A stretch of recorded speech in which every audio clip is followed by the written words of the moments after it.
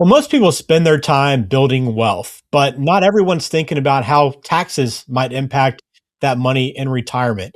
And as you're getting close to retirement, there are some tax mistakes that people often make. But the good news is these are avoidable with the right planning and the right guidance. And hopefully in this video, we're going to give you some of that information today that hopefully will put you on the right track.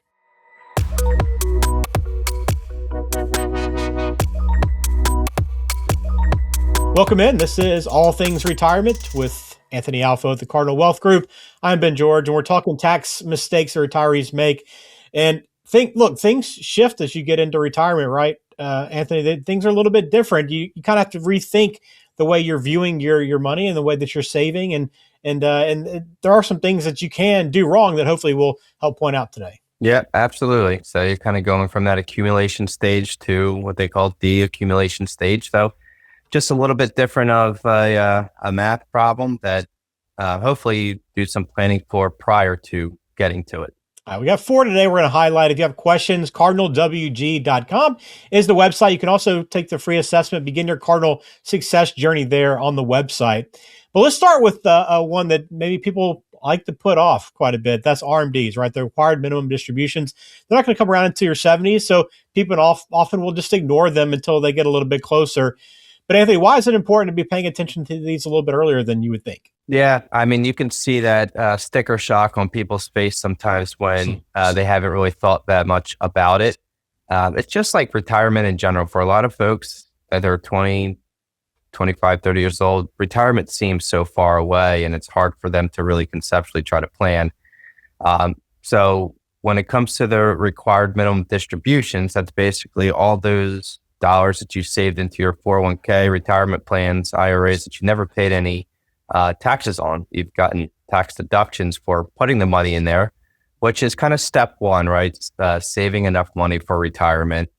And but at some point, depending on when you're born, so today, if you're born after 1960, you don't have to start taking the money out until age 75.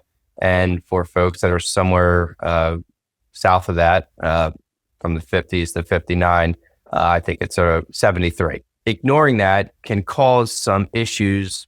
Sticker shock coming up is really to do with the tax bill that's associated with it. So the amount of your required minimum distribution is really dependent upon how big your nest egg is and what your age. And as you get a little bit older, that requirement continues to get higher. And in many cases, your nest egg gets bigger. So those required minimum distributions tend to go up. And then in a lot of people's situation, so does your tax rate, your taxes on your Social Security, your taxes on your pension. You might have a net investment tax at 3.8%, Medicare, additional tax on investments for taxable accounts. If you're somebody who's participating in Medicare supplements, you have those surcharges when you hit certain modified adjusted gross incomes. So those are some of the issues when you're not thinking about RMDs, at an earlier time. And it certainly pays if you can kind of start to work in figuring out your RMDs when you're in your 40s and 50s. Start planning ahead for it if you can. Yeah, there's, again, a lot of other things. There's a lot more options on the table the earlier you start. So planning for RMDs ahead of time, even in the 40s and 50s, as Anthony points out, can really benefit you over the long term. And you can avoid that sticker shock, right? Nobody wants that sticker shock when it goes the other way in retirement. All right, that's mistake 1. What about mistake 2 on Roth conversions? Either they're done wrong or not done at all. So what are some things you have to be thinking about and considering with Roth conversions so that you don't have a big tax issue? Yeah, obviously Roth conversions is one of the strategies that we use to help with the required minimum distribution issue.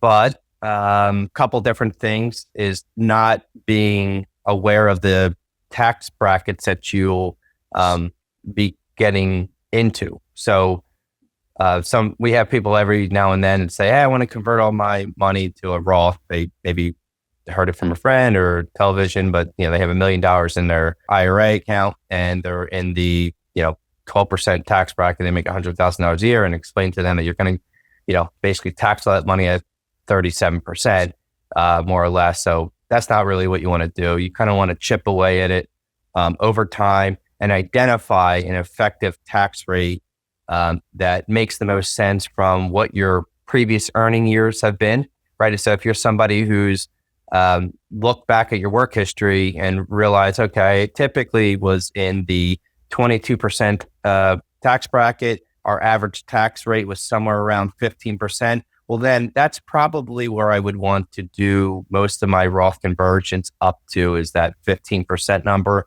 or less. If you're doing it more than that, there might be some other reasons why you want to go a little bit more north of it for, legacy, inherited IRA issues. But I would generally want to start there.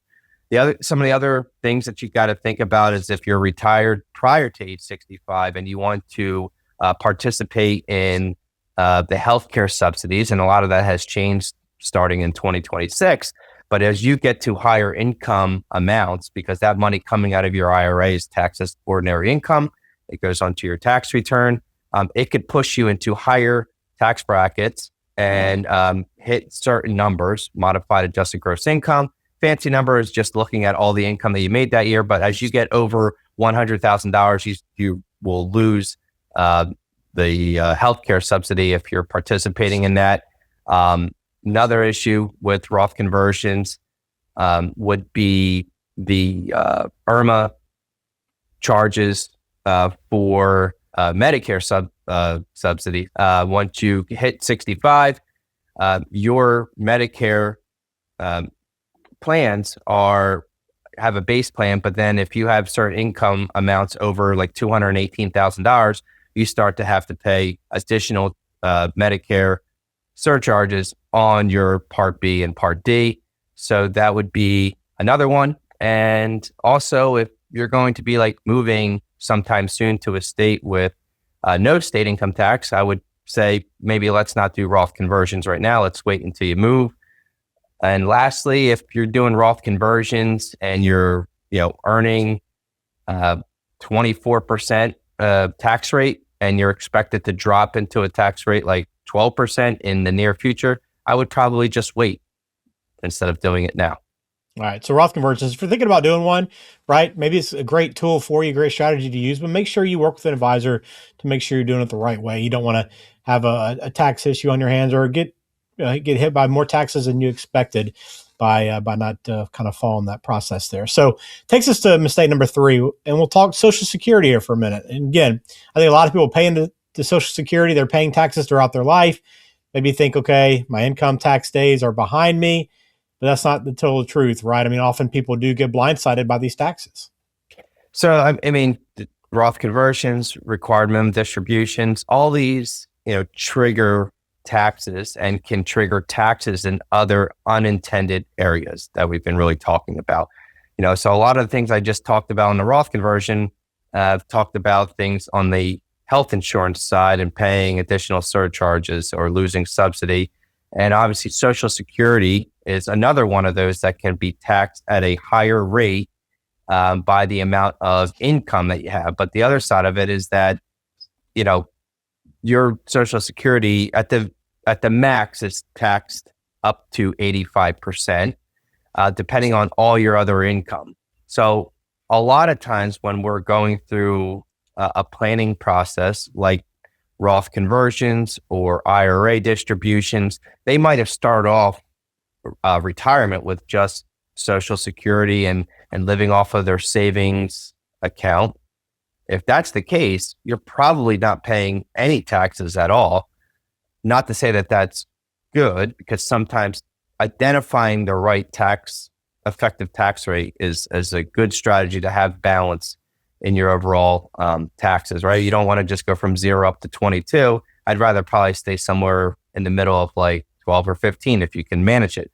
Anyway, so if you go suddenly from using your savings and your 2 Social Securities, and next thing you know, you have RMDs, suddenly people might not realize that their Social Security is going to become taxable, could become up to 85%. It starts to get included on your tax return. A lot of people don't realize it, and then they can end up owing taxes later in the year. So anytime you're doing Roth conversions or looking at RMDs or just pulling money from your IRA, And you should really kind of pull it into that full equation to kind of see how Social Security is being taxed. And that's why sometimes from a planning standpoint, it makes sense to do your Roth conversions, live off of IRA money and savings money, and delay the Social Security so it's not taxed as much later. Plus, you get the benefit of a higher Social Security amount. But that's why you plan, right? So you can look at all these different income, all these different levers, and when it makes sense to turn on some of them and delay others and stuff like that. Yeah, it all gets back to planning. Again, you can get your free assessment now at cardinalwg.com. Begin that Cardinal success journey. Begin talking about some of these things. Tax planning is a big part of the process there, and you want to make sure that you're keeping as much money that you've worked for as possible. All right, one more mistake to dive into here, and this one maybe doesn't affect you as much. It affects your loved ones, right? But that's just forgetting to plan for a spouse or heir. So what can you do? What are some things that you need to be considering in order to help maybe take the tax burden off of those that are close to you? Yeah, that's another example that you can really help people see, and oftentimes it kind of goes forgotten. But if you pass away, unfortunately, and leave a loved one behind, their tax rate goes from married filing jointly down to a single taxpayer. Married filing jointly enjoy much wider and higher tax brackets, and unfortunately, you might lose a Social Security, so that can obviously affect the total income that you've been enjoying while you both were alive. But secondly, the required minimum distribution does not change. So whatever that amount was during your lives, and it's still going to continue, but in a lot of cases, you could be taxed at a higher amount because you went from that married filing jointly to a single tax status. So a good planning technique is to just kind of take a look at it and see what would happen, at age 75. You lose the Social Security. A lot of times people's budget is not going to just get cut in half either. So usually we'll stick to 80, 90% of that budget most of the time. And then we'll look at the RMDs and any other income that they have, pension, assuming there's a joint and survivorship option there, and kind of see what type of tax rate that would put them in. With enough planning and time, we can do things like Roth conversions or adjust how you're doing your withdrawals in the beginning part of retirement, delay Social Security. So the bigger Social Security is even higher for that spouse to help offset losing one of those Social Securities.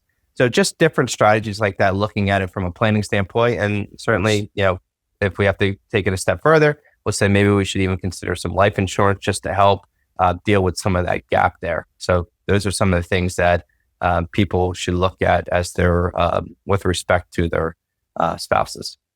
All right. So 4 tax mistakes retirees make, again, right? With a little bit of thoughtful planning and strategy, you can avoid some of these, right? Or lessen that tax burden down the road, because these mistakes aren't about carelessness, right? It's just about not knowing what you don't know. And that's where a good financial advisor comes in. Anthony is a certified financial planner. You can begin your Cardinal success journey with the Cardinal Wealth Group.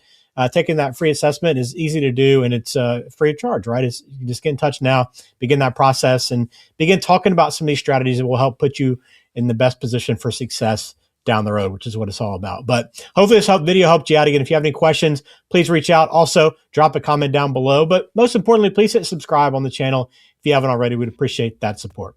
That's it for us here on All Things Retirement. We'll have another video coming pretty soon, so stay tuned.